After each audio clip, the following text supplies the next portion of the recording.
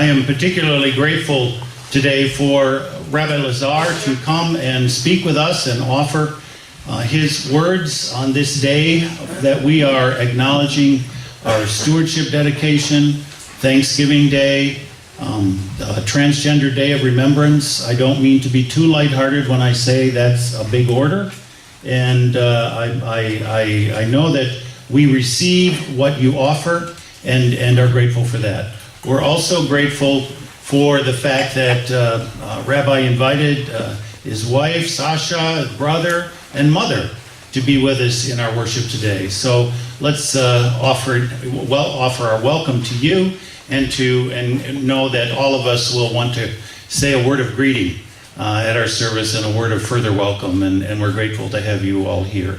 So I just wanted to say that word of thanks, and I welcome you. Thank you, Rev Kev, and thank all of you who came to Temple Isaiah 2 weeks ago for the interfaith service.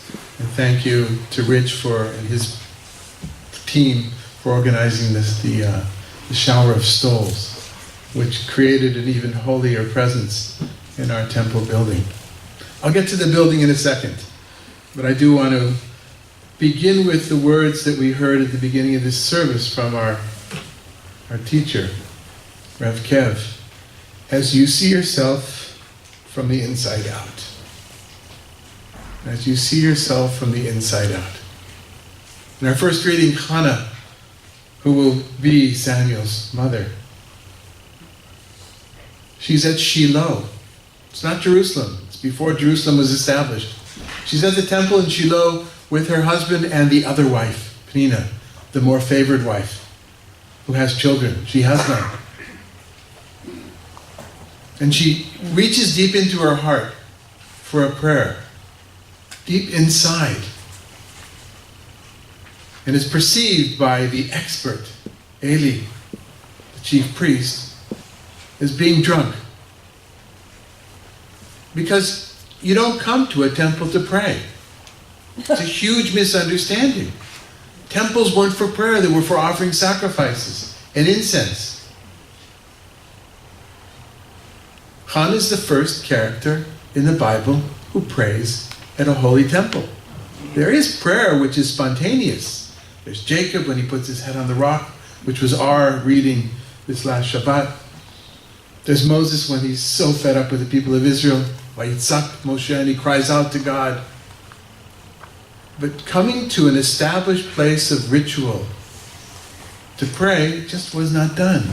Hannah brought that gift to our people. And she was perceived on the outside to be drunk. As you see yourself from the inside out. Hannah becomes a role model in rabbinic literature in the Talmud, a section of the Talmud which deals with blessings and prayers. We've got lots of laws, lots of customs, lots of discussions. Some of it gets philosophical and theological, some of it's just practical. So one of them is the practical of the main prayer of Jewish practice, 3 times a day, the one where we stand with our feet together, the Amidah, the standing prayer, the silent prayer. According to the Talmud, it is the silent prayer because we learn from Hannah. Hannah was our teacher. She taught us that a prayer not only need not be out loud, with just the lips moving, but it should be silent. Because it's for us, and us and God, us and ourselves. It's not about the prayer for the people around us. Therefore, it is Jewish law not to make noise during that prayer time. To see yourself from the inside out. It's noteworthy that that temple in Shiloh did not stand. Neither did the one in Jerusalem, but at least that was established for many centuries, twice. Which brings us to our second reading. Jesus on a tour of the Temple Mount site. I know that some of you have been there.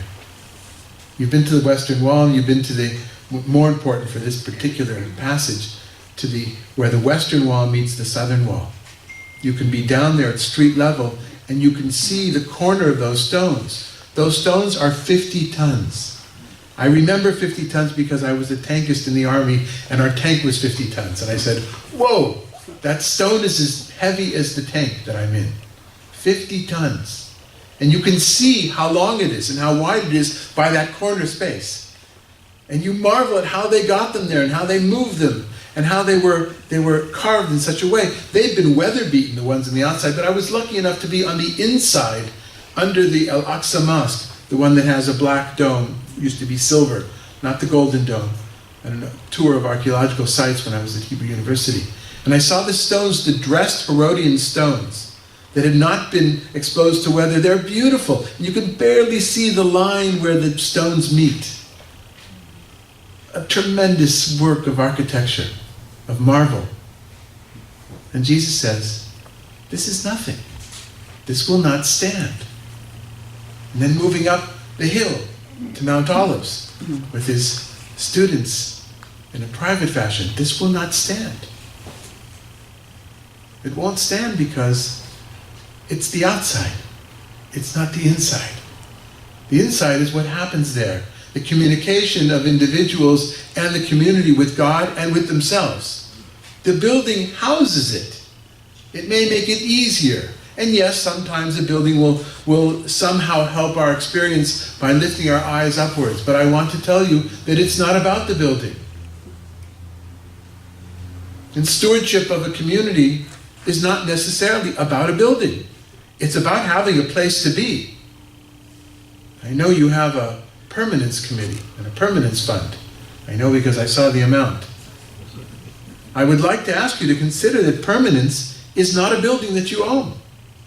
In 2018, 2019, I'm not sure that relatively new Jewish religious communities, or even old ones, should continue to have buildings the way they have. We have tremendous trouble with our building, Temple Isaiah.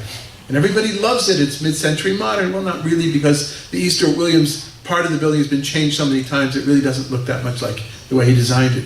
And the other part that everybody knows from the large sanctuary from the 80s, it's beautiful, don't get me wrong.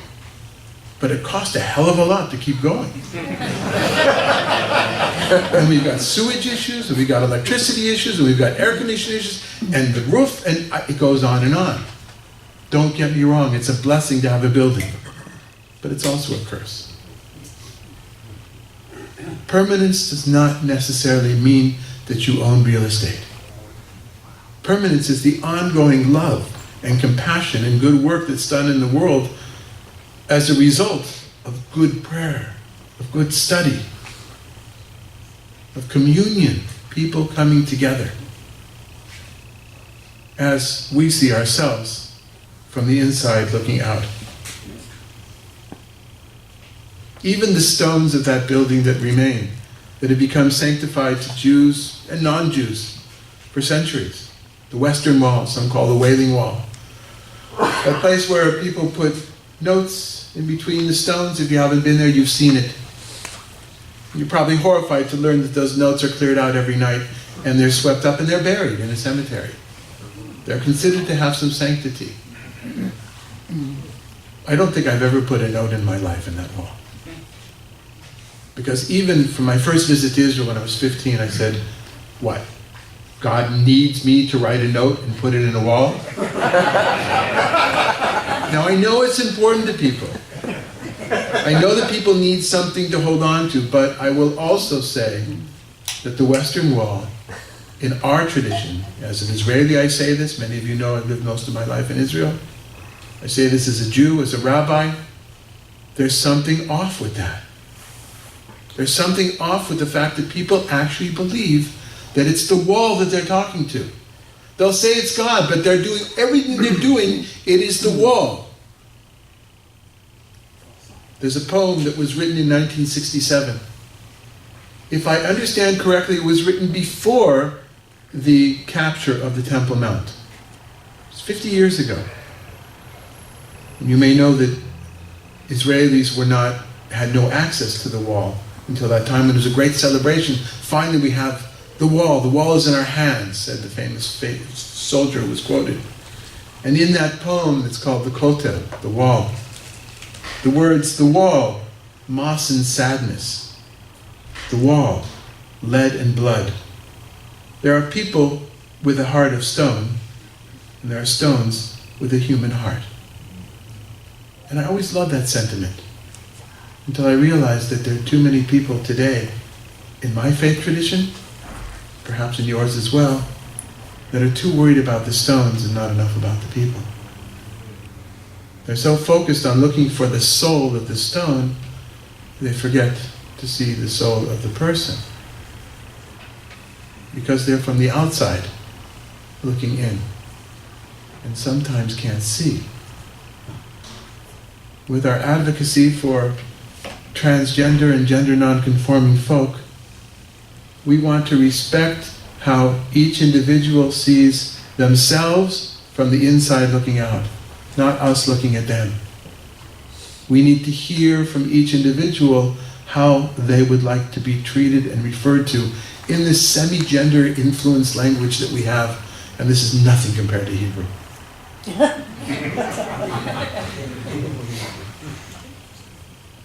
So whether it's Transgender Memorial Day, whether it's Stewardship Sunday, in which you're thinking about how you're going to make your commitment to this holy community, to the sacred community, and where a building fits in to that picture. Whether it's this Sunday before Thanksgiving, in which we, in this congregation, and I'd like to think in mine, we actually ask that question. What have we done to make reparations? What have we done to make amends to a people who we have hurt? We being the collective white population of the United States. And we can give thanks, yes, but we need to, with that thanks, think about how others can be thanked and give thanks themselves. And finally, in this almost last week before Advent, I want to wish all of you a light-filled month of building more and more hope through that light. And really understanding in depth that the light of that candle is a symbol, like a building, but that's not the light. The light is on the inside, looking out.